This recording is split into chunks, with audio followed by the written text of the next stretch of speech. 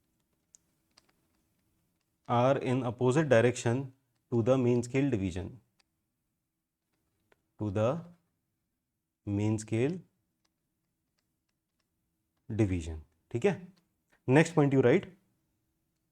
अब देखो यहां पर क्या होगा कि स्मॉलेस्ट डिवीजन, वर्नियर की जो स्मॉलेस्ट डिवीजन होगी ना, वो थोड़ी सी मेन स्केल डिवीजन से ज्यादा बड़ी होगी. ठीक है, तो write down smallest division on the vernier, smallest division on the vernier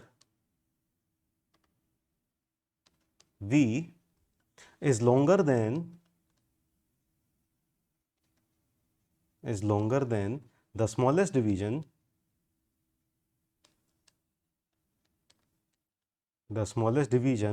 on the main scale, यानी S से ज़्यादा बड़ी है. ठीक है, तो इसको भी ड्रॉ करके थोड़ा सा देख लेते हैं. जैसे मान लीजिए ये स्केल है और यहाँ से शुरुआत हुई दोनों रीडिंग्स की, तो वर्नियर स्केल की जो एक डिवीजन होगी वो मेन स्केल की डिवीजन से थोड़ी सी ज़्यादा बड़ी होगी. तो अगर मैं n divisions of vernier scale की बात करूं, ये वाली डिस्टेंस हो गई, ये smallest division of the vernier scale है और ये smallest division of the main scale है. लीस्ट काउंट यहाँ पर भी वही होगा कि आप इस स्केल पे भी जो लीस्ट डिस्टेंस मेजर कर पा रहे हो वो ये वाला डिस्टेंस मेजर कर पा रहे हो. सो this is the least count. ठीक है, लीस्ट काउंट हम बाद में निकालेंगे, पहले अगला पॉइंट भी लिख लेते हैं. अगला पॉइंट ये कहेगा कि n divisions of vernier scale के अंदर n से ज्यादा ही मेन स्केल डिवीजन्स आ जाएंगी क्योंकि मेन स्केल डिवीजन छोटी है. ठीक है, तो यहां पर n+1 डिवीजन्स आ जाएंगी मेन स्केल के अंदर. Okay, so write down n+1 divisions of the main scale, n+1 divisions of the main scale are equal in length,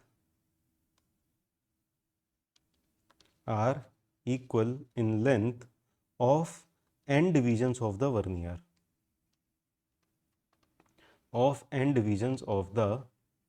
vernier, ठीक. तो यहां पर भी लीस्ट काउंट कितना हो जाएगा, यहां पर v माइनस एस हो जाएगा. Least count will be equal to mod of s minus v. अब यहां पर v ज़्यादा बड़ा होगा, तो ये v माइनस एस हो जाएगा. ठीक है, सो एनीवेज पहले तो ये वाले स्टेटमेंट से, थर्ड वाले स्टेटमेंट से हम इन दोनों के बीच का रिलेशनशिप फाइंड करते हैं. तो n+1 divisions of main scale is equal to n divisions of vernier scale. तो यहां पर वर्नियर स्केल की एक लेंथ आ जाएगी s के टर्म्स में, वो आ जाएगी s 1+1/n. It will be 1+1/n. ठीक है, अब लीस्ट काउंट कैलकुलेट करते हैं. तो लीस्ट काउंट हो जाएगा v माइनस एस. सो v की वैल्यू कितनी हो गई, s 1+1/n माइनस s. तो ये हो जाएगा s plus s by n minus s. S और s कैंसिल आउट हो गए तो हमारे पास लीस्ट काउंट आ जाएगा s बाय एन. यानी ये वाला फॉर्मूला तो दोनों में ही सेम हो गया. Least count s by n, ये बैकवर्ड वर्नियर में भी सेम फॉर्मूला है और फॉरवर्ड वर्नियर में भी, और ये वाला फॉर्मूला भी दोनों के अंदर ही सेम है. ठीक है, तो अगर आपके पास चाहे रेट्रोग्रेड वर्नियर हो चाहे फॉरवर्ड वर्नियर हो, दोनों वर्नियर के केस में आप इन दोनों फॉर्मूले को यूज कर सकते हैं. ठीक है, तो ये हो गए रेट्रोग्रेड वर्नियर और फॉरवर्ड वर्नियर. ये दोनों तरह के, डायरेक्ट वर्नियर और रेट्रोग्रेड वर्नियर, ये दोनों तरह के वर्नियर स्केल हमने देख लिए. तो ये तो था फर्स्ट वन, ये है सेकंड वन. अब हम आते हैं थर्ड पे, एक्सटेंडेड वर्नियर. तो एक्सटेंडेड वर्नियर क्या होता है, एक्सटेंडेड वर्नियर के अंदर हम क्या करते हैं, वर्नियर स्केल के अंदर ना एक एक डिवीजन छोड़ के बनाते हैं. जैसे कि यहां से सपोज हमने डिवीजन मार्क करना स्टार्ट किए, तो यहां पर पहला एक मेन स्केल डिवीजन हो गया, यहां पर दूसरा मेन स्केल डिवीजन हो गया. तो इसके रिस्पेक्ट में वर्नियर स्केल डिवीजन या तो यहाँ या यहाँ पर इस तरह से आना चाहिए था, पर हमने क्या किया, एक एक स्किप करके बनाते हैं. तो एक स्किप करके अगले वाले पे बनाया हमने. ये रहा हमारा वर्नियर स्केल डिवीजन. ठीक है, ऐसा क्यों करते हैं, क्योंकि कई बार क्या होता है ना, मेन स्केल के डिवीजन्स बहुत ज़्यादा पास होते हैं. वर्नियर स्केल के भी इतनी पास बना देंगे तो हम रीड नहीं कर पाएंगे ठीक से. तो इसके लिए हम एक डिवीजन छोड़ के बना देते हैं. तो वर्नियर स्केल डिवीजन की लेंथ हो गई इतनी और मेन स्केल डिवीजन की लेंथ हो गई इतनी. ठीक है। So this is the extended vernier. तो एक्सटेंडेड वर्नियर के अंदर सबसे पहले तो हम पॉइंट लिखें। लीस्ट काउंट का फॉर्मूला कैलकुलेट करने से पहले हम पॉइंट लिख लेते हैं। Right down this type of vernier is similar to direct vernier.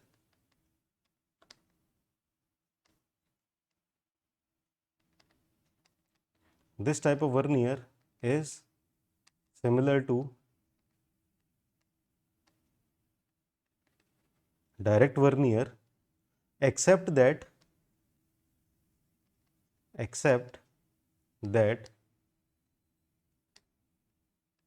every second division is omitted. Every second division is omitted. Omitted मतलब हटा दी जाती है।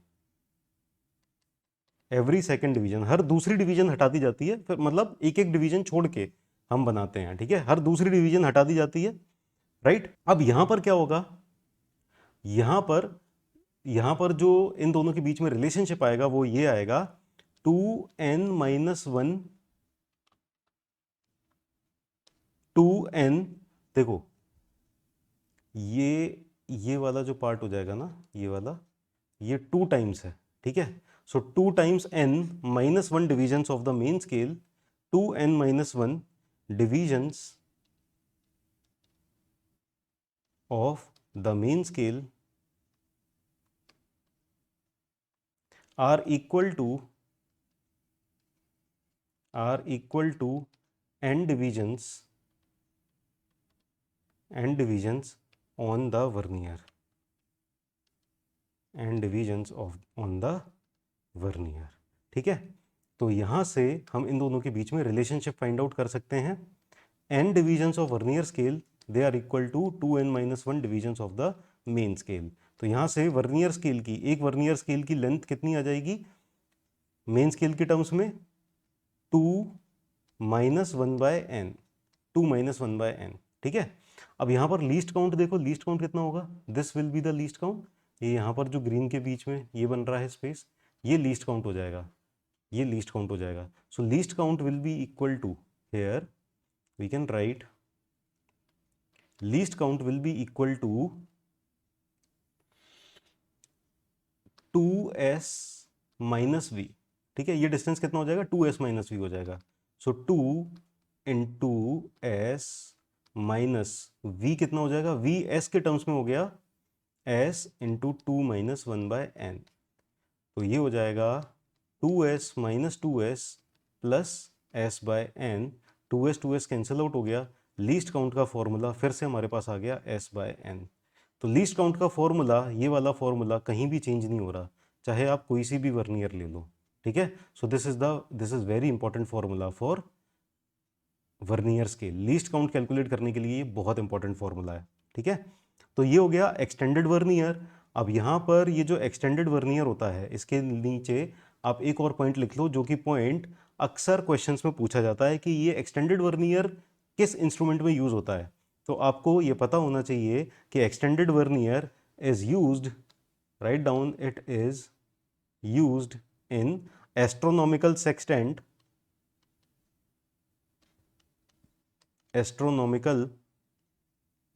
सेक्सटेंट ये एंगुलर मेजरिंग डिवाइस होता है स्टार्स के बीच में, astronomical sextant and ebony level. ठीक है, ये एबनी लेवल लेवलिंग इंस्ट्रूमेंट होता है।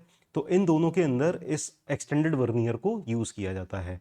तो ये इस तरह के क्वेश्चंस ना कई बार एसएससी जेई में, स्टेट इंजीनियरिंग सर्विसेज में आ जाते हैं। ठीक है, तो आई होप एक्सटेंडेड वर्नियर भी आपको पता है। डायरेक्ट और फॉरवर्ड तो समझ में आ गए थे, डायरेक्ट और रेट्रोगेट ये दोनों समझ में आ गए थे।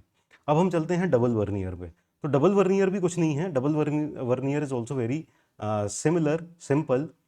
जहां कहीं भी सर्कुलर वर्नियर्स यूज होते हैं, सर्कुलर यानी एंगुलर, जैसे थियोडोलाइट के अंदर। तो थियोडोलाइट के अंदर क्या होता है, जो वर्नियर होती है ना और मेन स्केल होती है, तो यहाँ पर किस तरह से किया जाता है कि वर्नियर के ऊपर बीच में जीरो किया जाता है, और जीरो से इस डायरेक्शन में भी एंगल इंक्रीज करता हुआ जा रहा है और इस डायरेक्शन में भी एंगल इंक्रीज करता हुआ जा रहा है। तो इसमें 2 वर्नियर बनाते हैं बेसिकली। तो 2 वर्नियर कैसी हो जाएंगी, बीच में जीरो, यहां पर 1 2 3 4 5 6 ऐसे इंक्रीज हो रहा है, 1 2 3 4 5 6। ठीक है, यहां पर भी इस तरह से बैकवर्ड डायरेक्शन में भी इंक्रीज हो रहा है। 1 2 3 4 5 6। तो बेसिकली क्या है, दो वर्नियर्स को एक साथ जोड़ दिया, हो गई है डबल वर्नियर। इस तरह की वर्नियर होती है double vernier. Let us write down the points. A double vernier consists of a double vernier consists of two simple verniers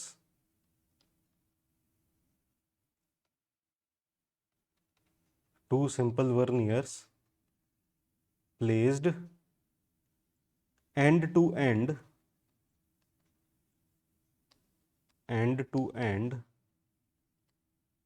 forming one scale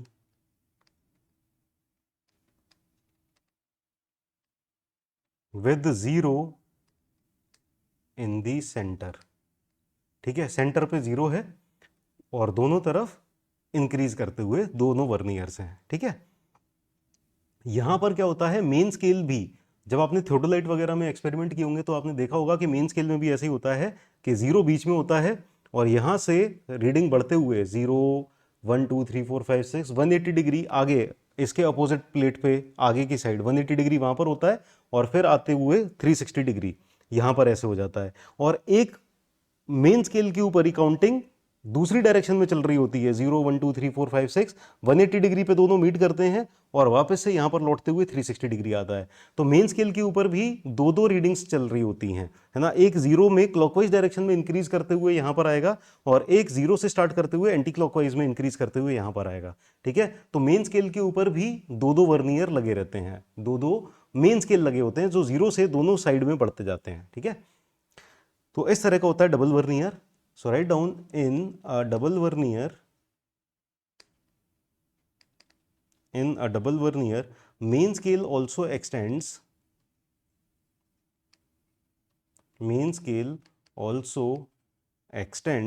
to both the sides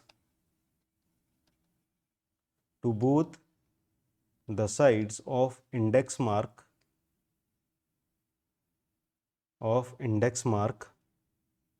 यानी index mark क्या हो गया, central zero, ये वाला, ये जो बीच में centre में जीरो है ना। ठीक है, this is called as index mark. Bracket में लिख लो सेंट्रल जीरो। ठीक है ना, इसको हम कई बार थियोडोलाइट्स में यूज्ड इन थियोडोलाइट्स में और कंपासेस में यूज करते हैं। Compasses frequently use this type of vernier,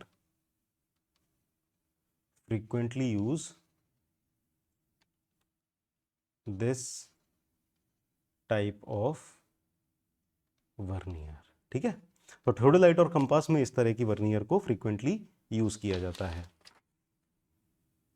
चलिए अब आते हैं हम अगले पार्ट पे। Next part, errors in scale. तो हमने चारों तरह की वर्नियर देख ली हैं, अब हम एरर्स पे आते हैं। तो एरर्स भी दो तरह के होते हैं स्केल के अंदर, दो तरह के एरर होंगे। एक तो हो जाएगा error due to use of wrong scale, यानी गलत स्केल ही यूज कर ली, स्केल वैसे मैप की कुछ और थी, 1:x थी, आपने 1:x2 यूज कर ली। ठीक है, उसकी वजह से जो एरर अराइज हुआ। और दूसरा एरर ड्यू टू श्रिंकेज। तो लास्ट क्लास में मैंने बताया था कि ग्राफिकल जो स्केल होती है उसमें श्रिंकेज का कोई फर्क नहीं पड़ता, लेकिन अगर आपने रिप्रेजेंटेटिव फ्रैक्शन में या इंजीनियर स्केल के फॉर्म में रिप्रेजेंट किया हुआ है स्केल को, तो श्रिंकेज की वजह से एरर आ जाएगा। ठीक है, तो एरर ड्यू टू श्रिंकेज मतलब मैप आपका श्रिंक कर गया, तो उस वजह से जो एरर आएगा। तो इन दोनों के ऊपर न्यूमेरिकल काफी सारे आते हैं, तो इन दोनों को समझते हैं हम। सबसे पहला देखते हैं error due to use of wrong scale. सबसे पहला error due to use of wrong scale. तो यहां पर देखो, एसएससी जेई लेवल के लिए आप पढ़ रहे हो तो इसके डेरिवेशन की और ज्यादा डेप्थ में जाने की जरूरत नहीं है, सीधे सीधे आप ये समझ लो, correct distance into correct scale, correct distance into correct scale, ये फॉर्मूला सिंपल सा याद रख लो। ठीक है, correct distance into correct scale will be equal to wrong distance into wrong scale, wrong distance into wrong scale, wrong scale. ठीक है, अच्छा, इसी के लिए अगर आपको एरिया के लिए कैलकुलेशन करना पड़े तो एरिया के कैलकुलेशन के लिए ना थोड़ा सा ना इस फॉर्मूले को मॉडिफाई करना पड़ता है। तो हम ना डिस्टेंस के लिए भी इसको पहले मॉडिफाई कर लेते हैं, फिर उसी से हम एरिया और वॉल्यूम के लिए भी कैलकुलेट कर लेंगे। तो पहले डिस्टेंस के लिए मॉडिफाई कैसे किया जाए, तो डिस्टेंस के लिए मॉडिफाई ऐसे कर सकते हैं कि करेक्ट डिस्टेंस हमें चाहिए, वी वांट करेक्ट डिस्टेंस, ठीक है। आपको करेक्ट डिस्टेंस पता करना है, आपको रॉन्ग डिस्टेंस भी पता है, आपको रॉन्ग स्केल भी पता है, आपको करेक्ट स्केल भी पता है, तो आप क्या करोगे, this will be equal to wrong scale divided by correct scale into wrong distance. देखो हमने कुछ नहीं किया, हमने बस इन सारी टर्म्स को रीअरेंज किया है। ये वाला फॉर्मूला इसलिए है कि आपको याद रहे ये फॉर्मूला कि कैसे रीअरेंज करना है, क्योंकि कई बार इस वाले फॉर्मूले के अंदर हो सकता है, ये सेकंड वाले फॉर्मूले के अंदर हो सकता है आप भूल जाओ, तो फर्स्ट वाले फॉर्मूले के अंदर कभी नहीं भूलोगे, तो फर्स्ट वाला फॉर्मूला याद कर लो, ये रीअरेंजमेंट के काम आएगा। एक बार रीअरेंजमेंट हो गया फिर उसके बाद आप एरिया और वॉल्यूम के लिए आराम से कैलकुलेट कर सकते हो। तो एरिया के लिए क्या हो जाएगा, correct area will be equal to wrong scale by correct scale का whole square into wrong area, ठीक है। ये हो जाएगा एरिया के लिए, ठीक है, एरिया के लिए हो गया। अब अगला चलते हैं वॉल्यूम के लिए। So correct volume is equal to wrong scale divided by correct scale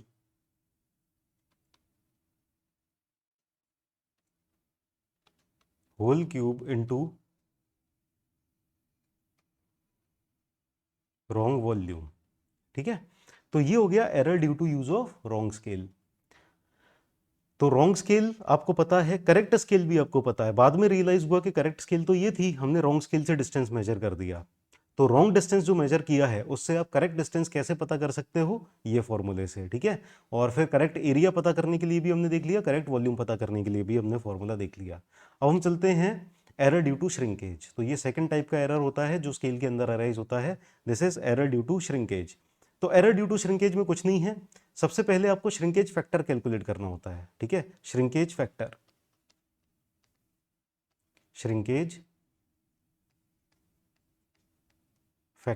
देखो श्रिंकेज फैक्टर क्या होता है, ओरिजिनल लेंथ थी, ठीक है, ओरिजिनल लेंथ अब श्रिंक होके थोड़ी सी छोटी रह गई है, तो श्रिंकेज फैक्टर होता है, इसको हम एस एफ से रिप्रेजेंट करते हैं। तो श्रिंकेज फैक्टर जो होता है वो हो जाता है एक सेम लाइन की पहले मैप पे कुछ और लेंथ थी, अब वही लाइन की लेंथ कुछ और हो गई है, तो अभी जो लेंथ हो गई है उसको हम कहेंगे श्रंक लेंथ, ये श्रिंकेज के बाद रह गई इतनी लेंथ, तो श्रंक लेंथ डिवाइडेड बाय हो जाएगा ओरिजिनल लेंथ,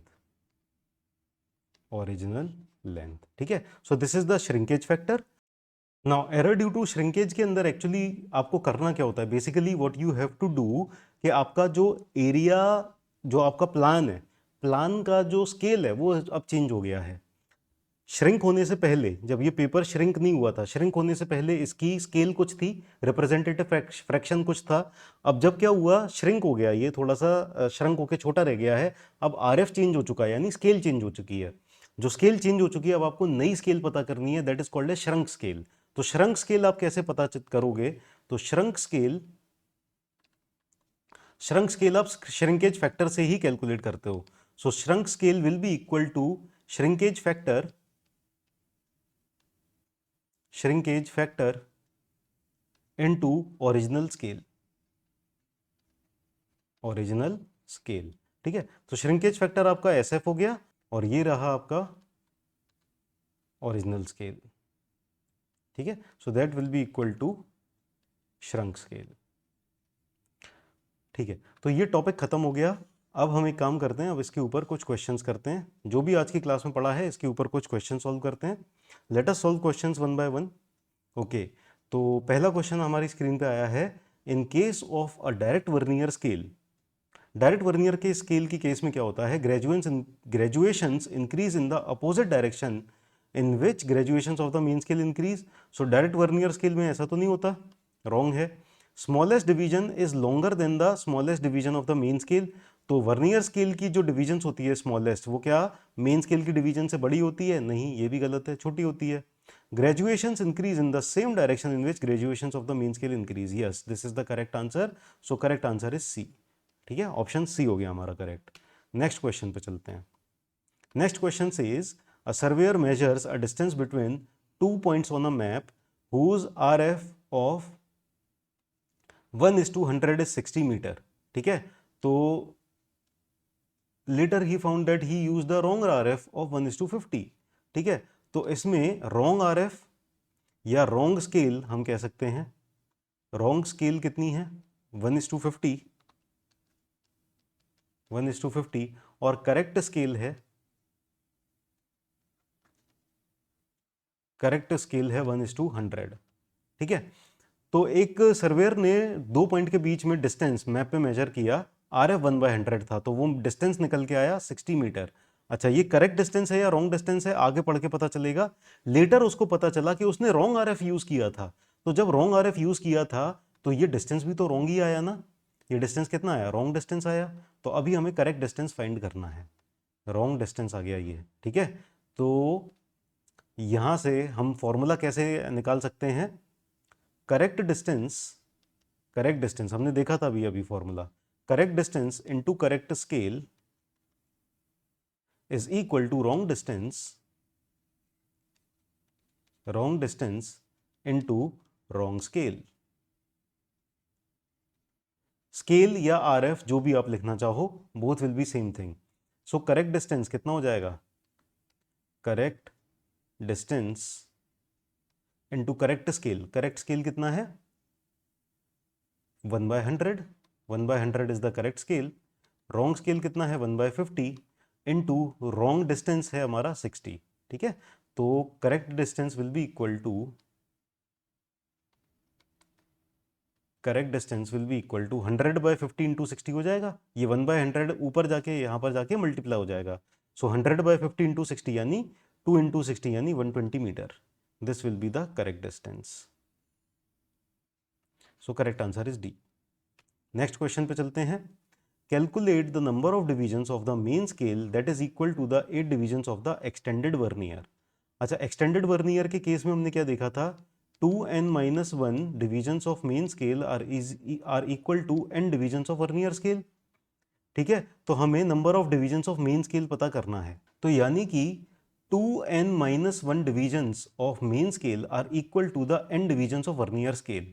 तो हमें वो पता करना है कि मेन स्केल की कितनी डिविजन्स वर्नियर स्केल की 8 डिवीजन के बराबर हो जाएंगी. और वर्नियर कैसी दी है? Extended vernier. तो 2n-1 डिविजन्स हो जाएंगी ना, तो 2 इंटू 8 -1 हो जाएंगी. ये इतनी मेन स्केल की डिवीजन्स आएंगी. सो 16 - 1 यानी 15 divisions. So 15 divisions of main scale will be equal to 8 divisions of vernier scale of extended vernier. So ये रहा क्वेश्चन 3. अब क्वेश्चन 4 पे चलते हैं. Calculate the length of one division of the vernier scale if the least count of the combination of the main scale and vernier scale is 0.02 mm. तो यानी S/N is equal to 0.02 mm. ठीक है, least count of the main scale. Main scale की least count है 1 mm. ठीक है, तो least count combination की कितनी है? ठीक है, S/N. लेकिन यहाँ वाले फॉर्मूले से हमें कुछ पता नहीं चलेगा, तो इसीलिए ये वाला फॉर्मूला हम अपनाएंगे, S - V.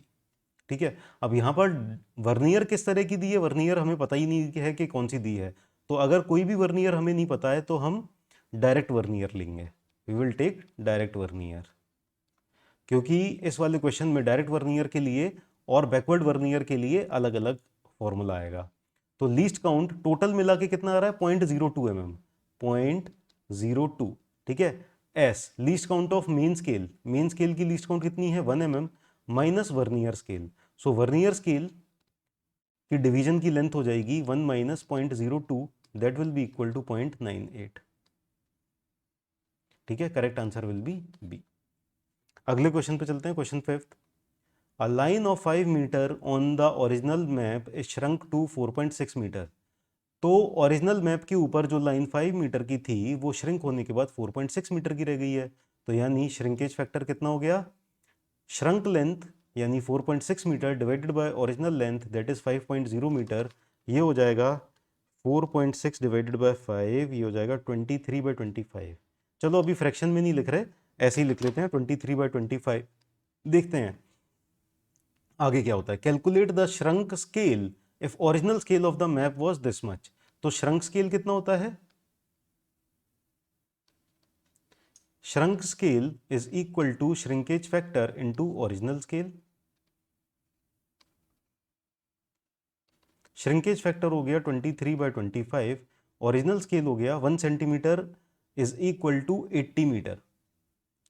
ठीक है, तो 1 centimetre is equal to 80 metre. तो देखो यहाँ पर 1 सेंटीमीटर तो सब में कॉमन है। ठीक है, अब ये 80 मीटर में ही चेंज करना है, तो हम क्या करेंगे, इसको हम ऐसे भी लिख सकते हैं, 1 centimetre is equal to 80 into 25/23। यही हो जाएगा ना, 23 इसके डिवाइड आ जाएगा, 25 इसमें सीधे सीधे मल्टीप्लाई हो जाएगा, और 23 डिवीजन में है, ये मीटर में आ जाएगा। ठीक है, तो let us see 80 into 25 divided by 23, ये हो जाएगा 86.96। ठीक है, सो 1 सेंटीमीटर, हाँ 86.95 दिया हुआ है, राउंड ऑफ करके इन्होंने 95 दिया हुआ है। So correct answer will be C. ठीक है, तो आई होप ये सारे के सारे क्वेश्चंस आपको समझ में आ गए। नहीं समझ में आए हों तो एक बार दोबारा से करके देख लेना, दोबारा से वीडियो देख लेना, या दोबारा से आप खुद से सॉल्व करके देख लेना। क्वेश्चंस बहुत ज़्यादा कठिन नहीं थे, सारे के सारे आसानी क्वेश्चंस थे। ओके, एसएससी में आए हुए क्वेश्चंस हैं सारे के सारे। तो चलो आज की क्लास यहीं ख़त्म करते हैं, और इसी के साथ हमारा चैप्टर 1 कंप्लीट हो गया है। Chapter 1 is complete. चैप्टर 1 हमने फिनिश कर लिया है। अब हम अगली क्लास में पढ़ेंगे चैप्टर 2। चैप्टर 2 स्टार्ट करेंगे नेक्स्ट क्लास में। नेक्स्ट क्लास में चैप्टर 2 होगा, that is errors and accuracy. Errors and accuracy. आप लोग बताना कि इस तरह से पेन टैप पे पढ़ना ज़्यादा सही है या फिर स्मार्ट बोर्ड पे पढ़ना ज़्यादा सही है। मेरे लिए पेन टैप पे पढ़ाना थोड़ा सा इजी पड़ जाता है, स्मार्ट बोर्ड पे थोड़ा सा मुश्किल होती है। तो आप लोग कमेंट बॉक्स में बताना कि कौन सा ज़्यादा सही है। एनीवेज जो भी आप लोग कहोगे उसको हम मानेंगे। So thank you dear students, let's crack it, see you in the next video.